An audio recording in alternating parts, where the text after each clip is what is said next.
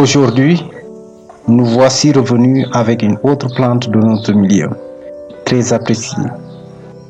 Il s'agit de la Citrus aurantifolia de la grande famille des Rutacées.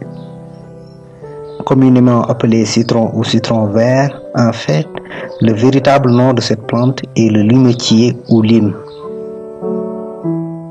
Et le limetier est un arbuste très ramifié atteignant une hauteur de 5 mètres.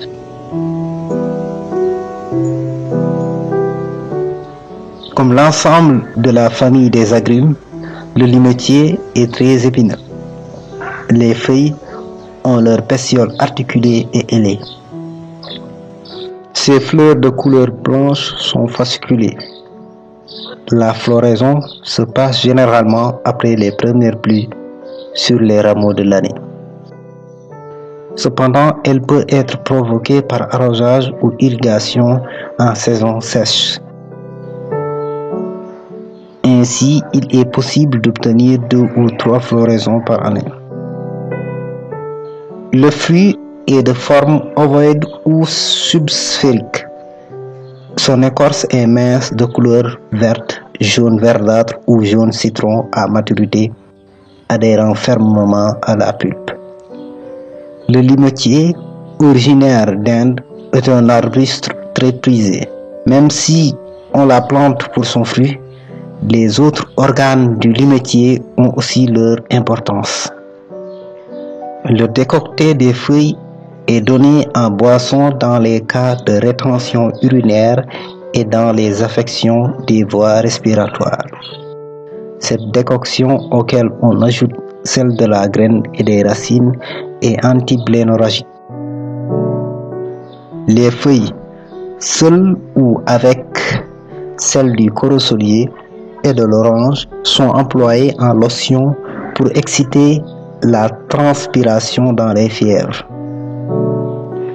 La macération de l'écorce jaune du fruit est utilisée contre les coliques.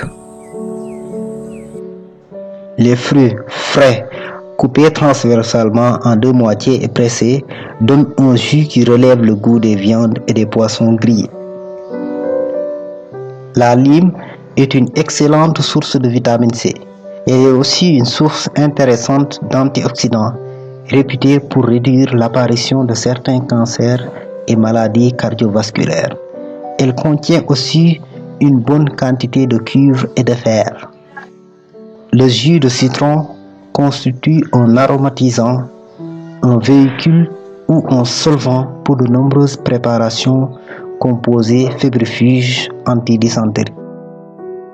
Le jus de lime est parfait pour remplacer le vinaigre dans les sauces à salade et les marinades, agrémenter les poissons et fruits de mer, relever le goût des volailles grillées, faire des limonades, des thés glacés ou des infusions, relever les sautés de légumes et les plats de légumineuses. Beaucoup de choses restent encore à découvrir sur la lime ou citron vert. Si nous voulons vraiment en savoir plus, retournons vers les plantes. C'est là qu'on trouve la plupart de nos remèdes. Voilà pourquoi nous disons qu'on a plus besoin des plantes qu'elles ont besoin de nous.